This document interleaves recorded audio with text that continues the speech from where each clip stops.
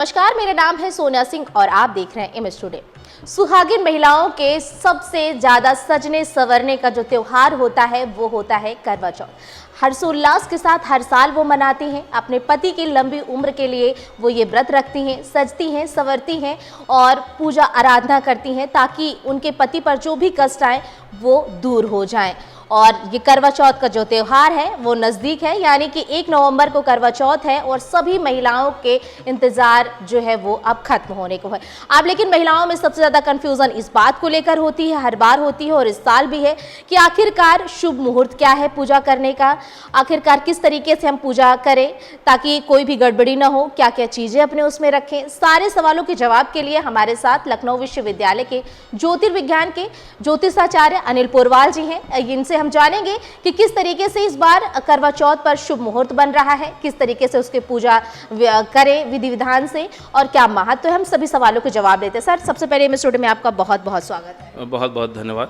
Sir, करवा चौथ आ गया है, महिलाओं का इंतजार जो वो खत्म हो रहा है, तो इसमें सबसे पहले हम जानना चाहेंगे कि ये करवा चौथ का महत्व क्या है। देखिए, करवा चौथ जो है हमारे अगर ज्योतिष के संदर्भ में बात करें तो जो कार्तिक कृष्ण पक्ष की चतुर्थी तिथि है उस दिन ये करवा चौथ का त्यौहार मनाया जाता है। और इस त्यौहार के संदर्भ में एक प्रसंग मिलता है कि एक अंतराल पर, एक समय पर देवताओं और राक्षस में आपस में बहुत बड़ा भयंकर युद्ध हुआ और देवताओं की हार होने लगी। जब समुद्र मंथन के पहले का जो समय था उस समय पर, तो जब देवताओं की हार होने लगी तो देवताओं की जो पत्नियां थीं उन्होंने ब्रह्मा जी के पास गईं और उन्होंने ब्रह्मा जी से उनके निराकरण का कोई उपचार पूछा। तो उन्होंने ये कहा कि जो चूँकि संकष्टी चौथ आ रही है, ये चौथ जो चतुर्थी तिथि है, चूँकि उनके जो अधिपति हैं वो गणपति हैं, तो उस दिन आप अपने आराध्य को मानकर निर्जला व्रत रहिए और उनकी आराधना करिए और उनके जो साक्षात जो स्वरूप हैं अर्थात चंद्रदेव, उनकी आराधना कीजिए। तो उन्होंने उनकी देवताओं की पत्नियों ने उनकी आराधना की, उनकी पूजा की, माँ पार्वती की पूजा की, शिव भगवान की पूजा की, भगवान विष्णु की, भगवान गणेश की पूजा की, कार्तिकेय की पूजा की और चंद्रदेव की पूजा की। अर्थात भगवान शिव के सभी स्वरूपों की पूजन की बात कही गई है। जो भी उनके साथ जो गण उनके साथ उपलब्ध हैं, जो देवता उनके साथ उपलब्ध हैं, उन सभी की पूजन उनके अंतर्गत किया जाता है, उनका पूजन करते हैं। तो उनका पूजन करके जब ये समय आया, उनका पूजन किया और उसके बाद देवता सारे विजयी हुए और फिर से उन्होंने अपने साम्राज्य को प्राप्त किया। तो इसी कारण से हमारे यहाँ भी परंपरा चली आ रही है, लगातार तभी से परंपरा चली आ रही है कि कार्तिक जो है कृष्ण चतुर्थी को यह करवा चौथ का पर्व मनाया जाता रहा है। और इस दिन महिलाएं 16 श्रृंगार करके, पूरे श्रृंगार से सहित, मेहंदी का जिसमें विशेष रूप से उल्लेख है।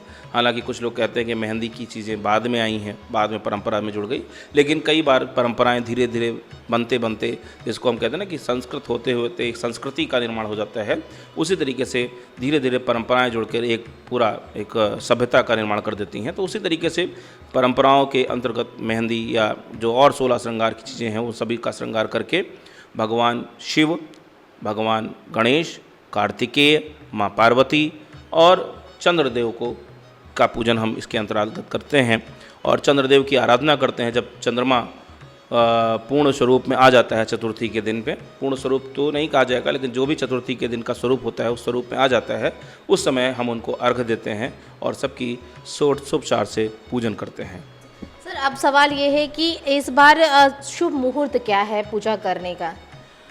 देखिए, करवा चौथ का चूँकि मुहूर्त जो होता है वो मुख्य रूप से उस समय होता है जिस समय चंद्रोदय हो रहा हो। चंद्रोदय बहुत महत्वपूर्ण है इसके मुहूर्त के लिए।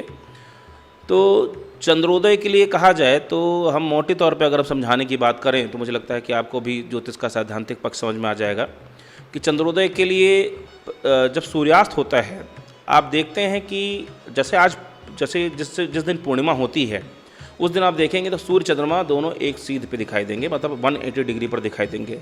जिस समय सूर्यास्त हो रहा होगा, सूर्यास्त से अगर चंद्रमा को देखेंगे तो 180 डिग्री पर दिखाई दे रहा होगा। अब अगली जो तिथि हैं, जो 4 तिथि हैं, उन 4 तिथियों में चूँकि एक तिथि का जो मान होता है 12 डिग्री होता है, तो 12 डिग्री बढ़ते बढ़ते 4 तिथियों में 48 डिग्री का हो जाता है। अर्थात सूर्यास्त के बाद उसके 48 डिग्री के मतलब और जब पृथ्वी घूम लेगी अपनी धुरी पर, उतनी देर में उतने समय के पश्चात हमें चंद्रमा का दर्शन होता है। अब ये चंद्रमा का दर्शन अगर मोटे तौर पे कहें तो लगभग 1 घंटे के बाद होता है। जब सूर्यास्त होता है तो लगभग 1 घंटे बाद। अगर सूक्ष्म रूप से कहें तो 2 घटी का मतलब है 48 मिनट, और 48 मिनट से अगर गणना करेंगे 4 दिनों की तो 3 घंटे 12 मिनट आता है। तो अगर उस दिन के सूर्यास्त के, अब चूँकि सब स्थानों का सूर्यास्त अलग अलग समय पर होता है, अगर हम स्थानीय सूर्यास्त को जान लें कि सूर्यास्त कितने बजे हो रहा है और उसके सूर्यास्त में 3 घंटे 12 मिनट जोड़ दें तो हमें उसका समय मिल जाएगा और उस समय हम उसको अर्घ दे सकेंगे। अगर हम लखनऊ की बात करें तो इस बार जो सूर्यास्त की स्थिति बन रही है वो 5:24 पर बन रही है। अगर हम 3 घंटे 12 मिनट जोड़ दें तो 8 बज के करीब 35-36 मिनट हो रहा है। तो लगभग ये मान के चले कि 8:30 बजे के बाद, 8:30 बजे के आसपास आपको चंद्रमा का दर्शन होगा। 8:30 बजे जिस समय यह समय हो रहा हो, चंद्रमा का उदय हो रहा हो, उसी समय चंद्रमा को अर्घ देने की बात है, चंद्रमा के पूजन करने की बात है, भगवान शिव जी की आरती की बात है, उसकी बात है, चंद्रमा की आरती की बात है। एक नई परंपरा में चलनी के माध्यम से चंद्रमा को देखने जाने की परंपरा है, चूँकि हालांकि बहुत जगह स्थानीय है, ये सब जगह नहीं, लेकिन आज के समय में सोशल मीडिया के समय पे ये सभी जगह इसका प्रचलन मिलता है। तो इस समय हम चंद्रमा के माध्यम से अब जो भी स्त्री हैं वो अपने पति को उस स्वरूप में चंद्रमा के साथ देखती हैं और उनकी आराधना करती हैं, और उनकी आराधना के साथ यह व्रत संपूर्ण हो जाता है। और इस व्रत में प्रायः निर्जला रखने की बात कही गई है, लेकिन अगर कोई ऐसी कोई विशेष परिस्थितियाँ हों या कोई मान लीजिए स्वास्थ्य की व्यवस्था हो, तब उस कंडीशन में ये जो है हम जल पीकर भी एक व्रत रह सकते हैं। लेकिन ये विशेष परिस्थितियों की बात है, सामान्य परिस्थिति नहीं। सामान्य परिस्थितियों में इसको निर्जला व्रत करने की बात ही कही गई है। और प्रायः महिलाएं, ये बहुत बड़ी बात है कि प्रायः महिलाएं पूरे दिन निर्जला व्रत रहती हैं और इसके साथ साथ तमाम सारे जो दैनिक कार्य हैं उनको करते हुए करती हैं।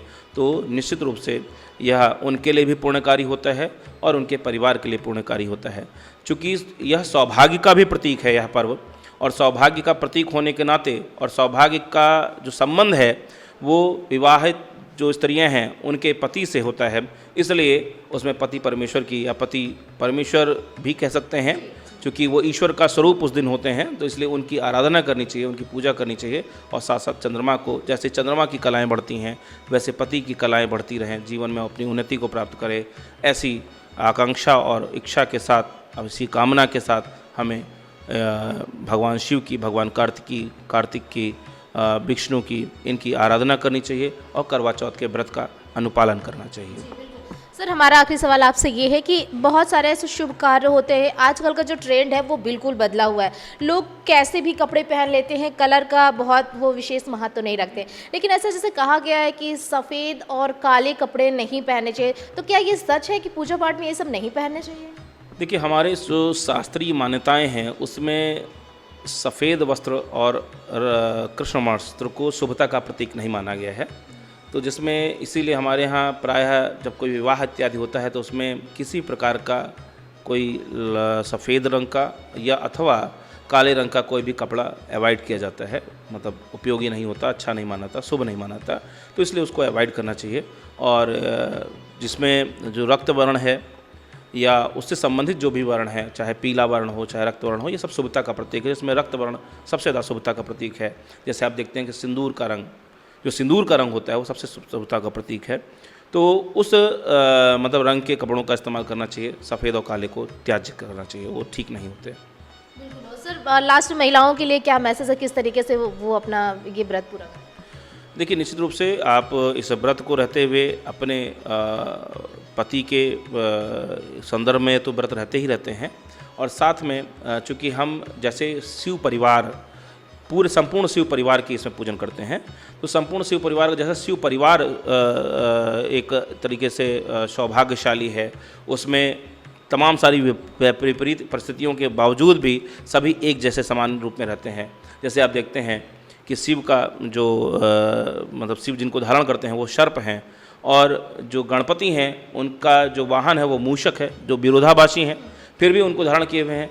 माता पार्वती, उनका जो वाहन है वो सिंह है, जब दुर्गा के रूप में आती हैं तो सिंह के स्वरूप में होती हैं, और जो भगवान शंकर हैं उनका जो वाहन है वो वृषभ है, तो वो भी तो विपरीत हैं। तो विपरीत होने के बावजूद भी उनमें जो तारतम्यता और जो सुगमता और जो सरलता है उनके परिवार में, वैसा ही हमारा परिवार है। चाहे भले ही हमारे विचार भिन्न हों, तमाम विषयों में हमारी मतभिन्नता हो, लेकिन जब परिवार की बात आए सब एक रूप हो जाएं, एक स्वरूप हो जाएं, तो ऐसी कामना से हमें इस पूजन को करना चाहिए, ऐसी इच्छा से पूजन करना चाहिए कि हमारा परिवार संगत रूप से चलता रहे, इसमें कोई ऐसी बाधा ना आए। जब बाधा आए तो सभी एक साथ खड़े हों, जब शुभता आए तो सभी एक साथ मांगलिक कार्य करें, ऐसी कामना करनी चाहिए। सर, आपने इतना हमें समय दिया और आपने देखा कि तमाम सारी जानकारी जो है सर ने दी है कि करवा चौथ पर महिलाएं किस तरीके से पूजा विधान करें, किस तरीके से किन चीज़ों का पालन करें जिससे उनका व्रत ये सफल हो जाए, और तमाम सारी जानकारी सर ने आज इस वीडियो के माध्यम से अपने दर्शकों को दी है कि ये सारी कन्फ्यूजन जो उनकी कहीं ना कहीं टाइमिंग को लेकर थी वो भी दूर हो गई होगी। वीडियो आशु के साथ सोनिया सिंह, इमेज टुडे, लखनऊ।